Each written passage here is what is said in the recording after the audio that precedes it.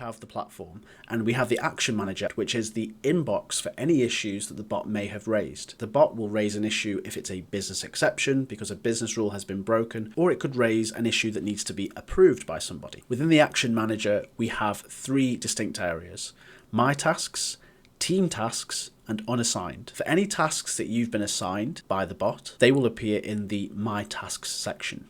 This is your queue. Any tasks which have been assigned to general team or other users, these will be in Team Tasks. Finally, for any items which have been raised by the bot and assigned to a particular group of users, these will appear in the Unassigned tab. This allows anybody in a team to pick up specific items that are waiting to be addressed, and they'll be auto-assigned to the user that picks up the item. Moving down into the Action Manager table, we have various different columns, most of which contain data that will have been extracted from a document and sent in by the bot. Task type will be either business exception, approval, or extraction issue, depending on the reason that it's been sent into the platform. Task status will either be pending, opened, on hold, or complete, and the waited for column will present how long the item's been waiting. You can sort any of your actions on these columns, and you can also search for items in the search bar in the top right. This is the NexBot Studio. We have a particular phase here, which is a list of commands which have been arranged in a particular way, and when this runs, it will pick up a document from a folder.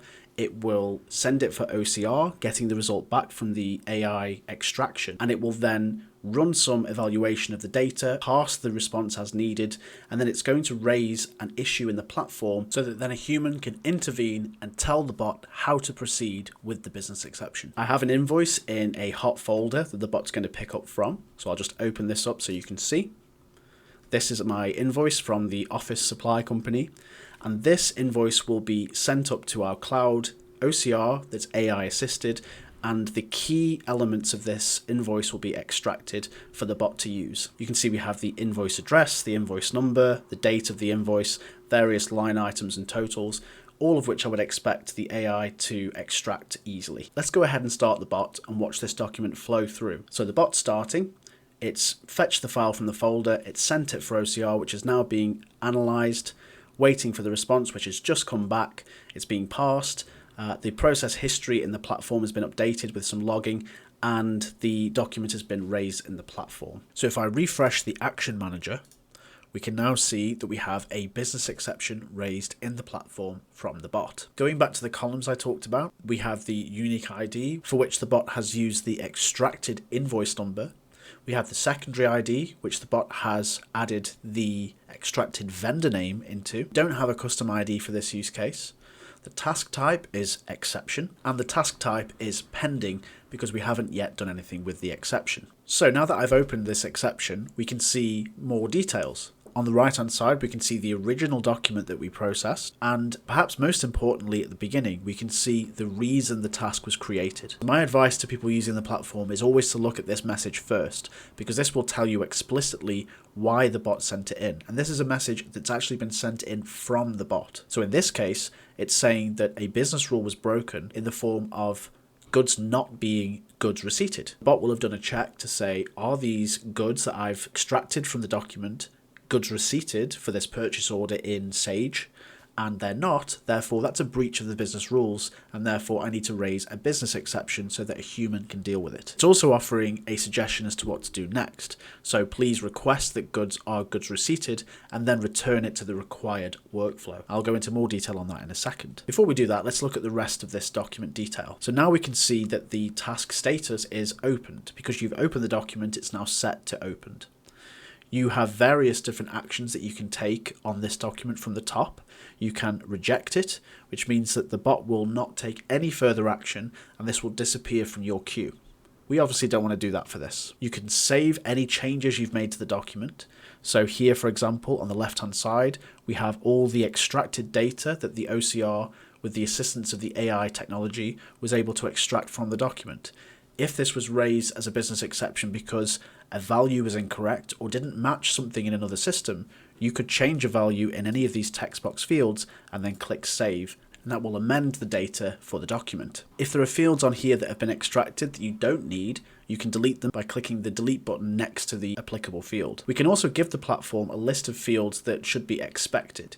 So if they're missing, you can select them from this additional fields drop down, and this will add them to the fields below. Clicking the line items button will give you the specific line items from that invoice if you're using invoice processing, or it could be that you have table data that you're routing into these line items that you want to see on separate lines. Here you can see we have our first item, the box of rulers, and if we wanted to validate that amount for this line item, I can just toggle this notification button here to get rid of the message, and I can see that the line item total was indeed 30, which matches up with what was extracted. Clicking on the history tab will give you all the process log information for that document, so you'll be able to see what happened inside the bot and also in the platform for this particular item. You can also add comments, so if you click the comments button and then start typing inside this box, you can say I'm going to check with logistics to see why this hasn't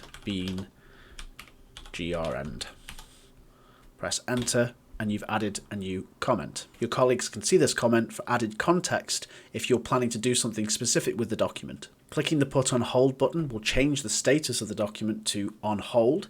This means that you are telling the rest of your team that you've seen the document, you're pausing the execution for a while you take some further action, and then you'll take it off hold when you want to send it back to the bot. You can also choose to assign any item to another user. So you click the assign to another user button and you will have a list of users that are available to send items to. Let's assume then that you've taken all the action you need to take to handle this business exception. We want it to then go back to the bot on the applicable phase. Let's say, for example, the document has now been goods receipted and that this business rule would technically no longer be broken. Any of the phases for this specific process will be available in this dropdown, and you can choose to send to those specific phases, or as the platform knows them, workflows. In this use case, we've got a dedicated phase for handling exceptions. So I'm going to choose exception handling as the workflow, click submit, and then the platform will ask me to confirm that I'm happy to send this back to the bot. I'll click confirm, and this will remove the item from my queue, having sent the item back to the bot. Now that was a business exception that we handled. For approvals, the process is pretty much the same. The only difference is that the task type will show approval, and there will be a button available called approve, which will allow the bot to send on the document to another phase.